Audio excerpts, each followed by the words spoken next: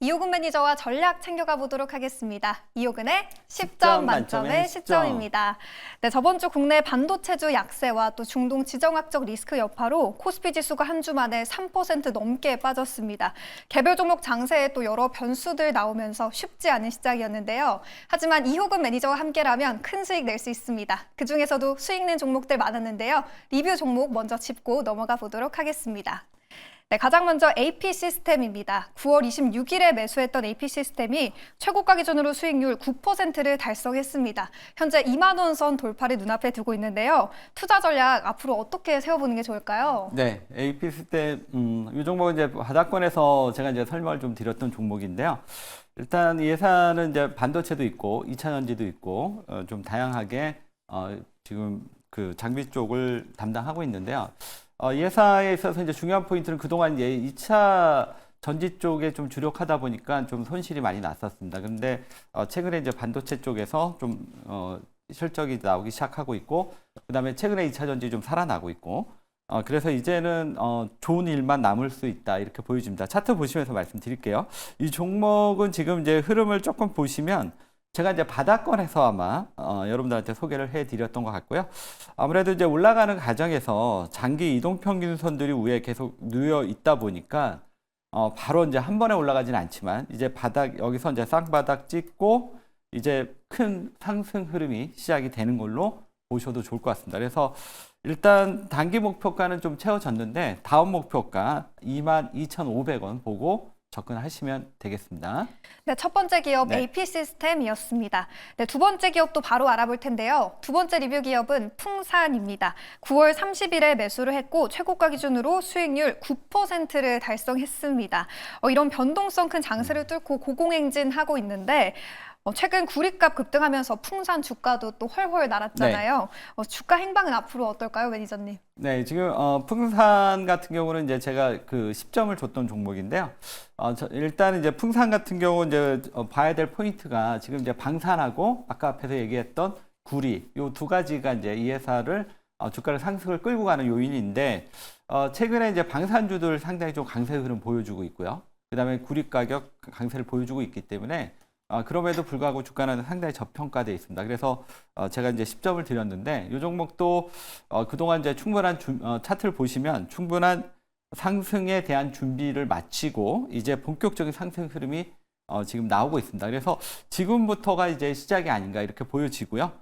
이 종목은 뭐 단기적으로는 한 7만 원 정도 제시해 드리지만 지금 현재 흐름상 이거보다도 더 많이 갈 수 있다. 이렇게 보시고요. 이 종목 계속 보유하는 전략으로 말씀드리겠습니다. 네, 본격적인 상승 흐름 기대되는 네. 두 번째 기업 풍산 짚어봤습니다. 마지막은 좀 방산 쪽으로 넘어가 보려고 합니다. 한화 에어로스페이스인데요. 지난 금요일에 시초가 공략주로 제시를 해주셨는데 무려 9% 넘게 급등을 했습니다. 요즘 중동 지정학적 위기가 계속해서 고조되는 만큼 이 방산 쪽도 많이 각광을 받고 있는데요. 오늘 장에서는 좀 어떨까요? 지금 한화 에어로스페이스가 아마 이제 그때 제가 제시했던 가격이 조금 도달이 안 돼가지고 근데 이제 많이 올랐기 때문에 제가 한번 설명을 좀 드릴게요.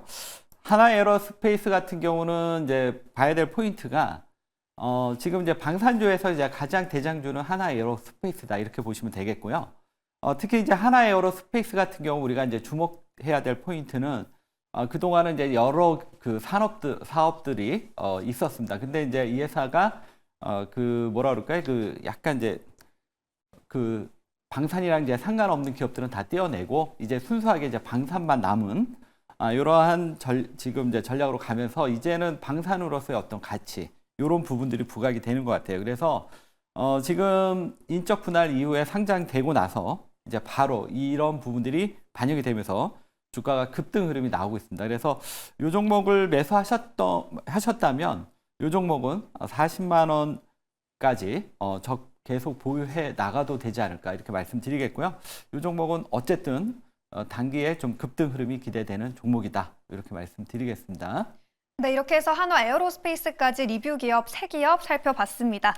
오늘 미국장 3대 지수가 모두 상승하면서 이 국내장에서도 그 좋은 흐름 이어받지 않을까 기대가 되는 하루인데요. 그렇다면 오늘은 그중에서 또 어떤 섹터 보는 게 좋을까요? 오늘의 펀더멘털 수급 추세 확인해 보도록 하겠습니다. 오늘의 펀수추 열어주시죠. 네, 오늘의 펀수츠입니다. 반도체와 방산 그리고 제약바이오 남겨주셨습니다. 그럼 이 안에서의 두 섹터는 또 뭘까요? 두 섹터 바로 만나보겠습니다. 네, 반도체와 제약바이오 나왔습니다. 먼저 반도체부터 살펴볼 텐데요. 최근 젠슨왕 CEO가 블랙웰 수요가 엄청나다라고 언급하면서 이 반도체 시장이 다시 주목받고 있습니다. 오늘도 그 기대감 좀 이어가 봐도 괜찮을까요? 네, 지금 이제 반도체가 이제 그 시각이 한 두 가지 정도로 좀 나뉘는 것 같아요. 그래서 제가 준비한 자료를 보면서 말씀을 좀 드릴게요. 반도체는 이제 과거에 이제 보시면 이제 TV, PC, 스마트폰, 그다음에 서버, AI. 그러면서 전체 그 반도체 볼륨은 계속 커지고 있어요. 다만 이제 이 반도체의 이제 성장성 이런 부분 때문에 주가가 오르락 내리락 이러한 이제 흐름이 나타나고 있는데 지금은 이제 AI 그 시대이다 보니까 반도체 그에 대한 또 수요는 계속 좀 이전보다 훨씬 더 많아지고 있습니다. 이런 측면에서 반도체에 대한 이제 기대감이 상당히 좀 높았었는데 다음 그림 보시면 그 반도체는 이제 크게 지금 주도 시장을 봤을 때 이제 레거시하고 AI 이 두 가지로 봐야 되는데 일단 AI 같은 경우는 지금 레거시 같은 경우는 지금 이제 요 내용을 조금 보시면 이 메모리 반도체는 좀 사이클을 갖고 있거든요. 근데 이제 지금 반도체 사이클에 대한 시장에서 큰 기대감이 있었는데 이게 2022년에 바닥을 찍고 지금 2024년 여기까지 지금 상승 사이클이 진행된 걸로 보여지고 있고요.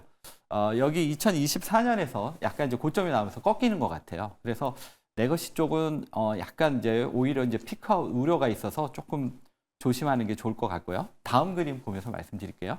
그렇지만 이제 AI 쪽에 대한 이제 시각들은 좀 상당히 다양하게 좀 갖고 있는 것 같습니다. 어느 한 쪽에서는 이제 피크아웃이다 뭐 이런 얘기도 나오고 있고 아니다 여전히 아직도 성장에 불과하다 뭐 이런 의견들이 좀 나뉘고 있죠. 근데 지금 이게 이제 빅테크 기업들이 지금 이제 반도체에 대한 전반적인 지금 이제 투자 계획들을 보시면 여전히 지금 그 엔비디아의 그 잭슨 황 얘기도 그렇고 아직도 여전히 좀 살아있는 게 아니냐 이렇게 판단하시는 게 맞을 것 같아요. 그래서 반도체는 지금 접근을 하실 때 레거시 쪽은 조금 피하시고 그 HBM 쪽으로 접근하시면 반도체에서도 좋은 수익이 나오지 않을까 이렇게 말씀드리겠습니다. 네, 반도체 sek터 흐름 분석하면서 전망과 또 전략까지 함께 살펴봤습니다. 그럼 두 번째로 살펴볼 섹터는 제약바이오인데요. 최근 제약바이오 기업들 기업 가치가 계속해서 주목받고 있잖아요. 또 셀트리온의 세계 제약바이오 전시회 참가 호재도 있는데 오늘 제약바이오는 좀 어떻게 접근해 보면 좋을까요? 네, 지난주 이제 금요일 장은 그 제약바이오 장이었다 뭐 이렇게 말을 해도 시장이 가언이 아니죠. 네. 다음 자료 보시면서 말씀을 좀 드릴게요. 네, 지금 보시면 2015년 이후에 바이오가 이제 대세 상승이 한 3번 있었어요. 한 번, 두 번, 세 번.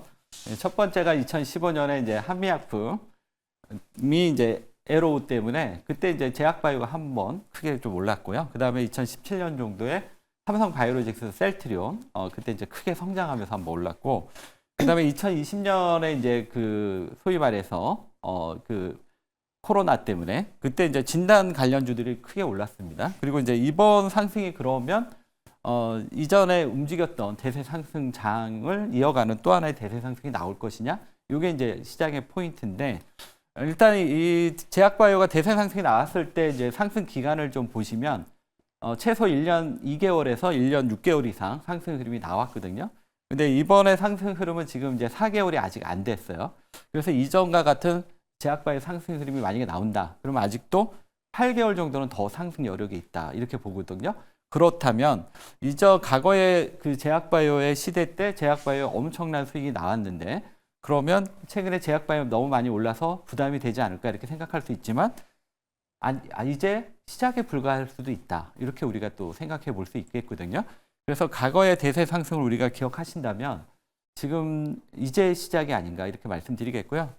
이렇게 된 그 배경을 좀 살펴보면 다음 자료 좀 보시면 우리나라 이제 국내 이제 제약바이오 회사들이 지금 빅파마 쪽으로 기술 이전이 좀 상당히 지금 많이 진행되고 있고요. 그만큼 글로벌 시장에서 인정을 받고 있다는 얘기고요. 기술력이. 다음 그림 또 보시면 최근에 이제 그 엑스프리가 이제 미국에서 FDA 승인을 받았어요. 그러니까 과거에는 단순하게 승인으로 끝났는데 승인을 끝난 게 아니라 지금 이 매출이 지금 계속 크게 성장하고 있고 이제 우리나라 이제 제약바이오들이 글로벌 시장에서 어느 정도 자리를 잡아가는 게 아니냐 이렇게 보여집니다. 그래서 이번 상승은 이러한 그 배경들을 살펴봤을 때 과거에 1년 이상 올랐다면 아직도 8개월 정도는 더 오를 수 있다. 이런 점에서 제약바이오 여전히 주목해야 된다. 이렇게 결론 내리겠습니다.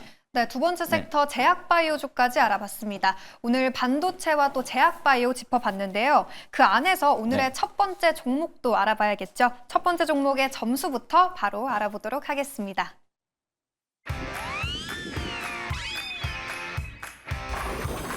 네, 첫 번째 종목은 8점입니다. 제약바이오 안에서 가져와 주신 오스코텍인데요.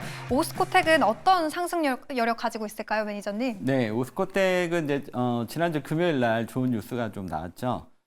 이번에 그 얀센하고 그 병역요법 했던 약 렉나자가 그 3억, 그 판매 단가가 3억이라고 그래가지고 타그리스 지금 경쟁 약품보다도 더 높은 가격으로 출시가 됐습니다.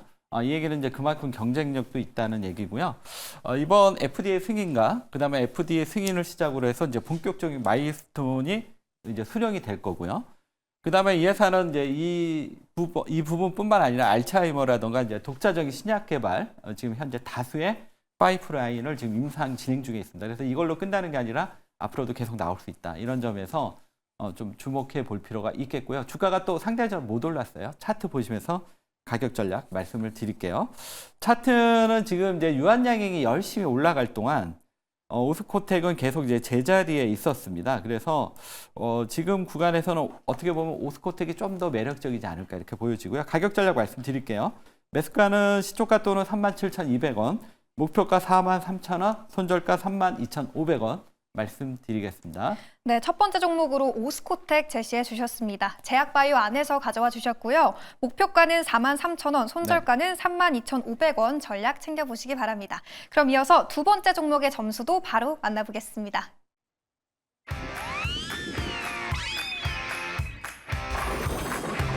네, 두 번째 기업은 8점이고요. 로봇 기업 유일 로보틱스 나왔습니다.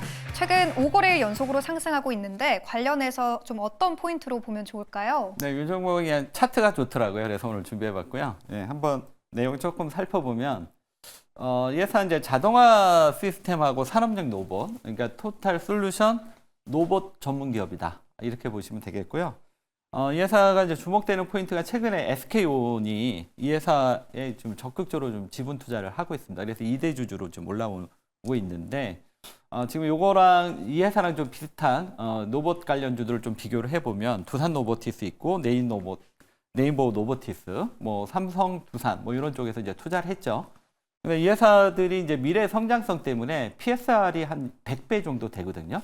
그러니까 상당히 좀 비싸죠. 근데 이 회사는 지금 이제 PSR이 그 한 10배 정도 수준이에요. 그러니까 두산 로보티스나 네이버 로보티스보다 한 그 10분의 1 수준. 그러니까 이제 그렇다고 이 회사가 이제 대기업 SK온이 또 투자하고 있고, 그러니까 같은 비슷한 물론 이제 똑같다고 얘기는 못하지만 비슷한 조건인데 상대적으로 상당히 좀 저렴하다. 이 부분은 이 회사가 좀 그 접근하는데 지금 로봇주들이 비싸서 좀 약간 어려움이 있는데 이 회사는 좀 이런 부분에서 좀 자유롭지 않을까. 그래서 오늘 준비해봤고요. 가격 전략 말씀드리도록 하겠습니다. 주가는 뭐 지금 로봇주들이 전체적으로 좀 분위기가 안 좋아서 그렇게 막 팍팍하지는 않지만 지금 차곡차곡 올라오고 있습니다. 그래서 최근에 이제 작은 박스권 이 구간이 이제 또 돌파되고 이 앞에 이제 전고점을 향해서 가는 것 같아요. 그래서 이 종목 가격 전략은 시초가 또는 35,800원, 목표가는 39,000원, 손절가는 31,800원 제시해 드리도록 하겠습니다. 네, 두 번째 기업까지 알아봤습니다. 목표가는 39,000원이었고요. 중장기 성장 모멘텀 갖고 있는 유일 로보틱스 짚어봤습니다. 네, 여러 실적 발표들 앞두고 있고 또 변동성 큰 장세 이어지는 만큼 매니저님의 조언이 꼭 필요할 것 같습니다. 매니저님 어디서 또 찾아뵐 수 있을까요? 네, 그 유튜브에서 이효근 검색하시고요. 4시에 오시면 되겠습니다. 만약에 그 시간에 못 오시면 녹화된 거 참조하셔서 최근에 이제 제가 무방에서 추천드렸던 종목들이 많이 급등했거든요. 오늘도 지금 좋은 장이 오기 시작하니까 많은 참여 부탁드리겠습니다. 네, 오늘 전략도 잘 참고하셔서 성공 투자하시길 바라겠고요. 그럼 저희는 내일 다시 돌아오도록 하겠습니다. 지금까지 이호근의 10점 만점에 10점이었습니다.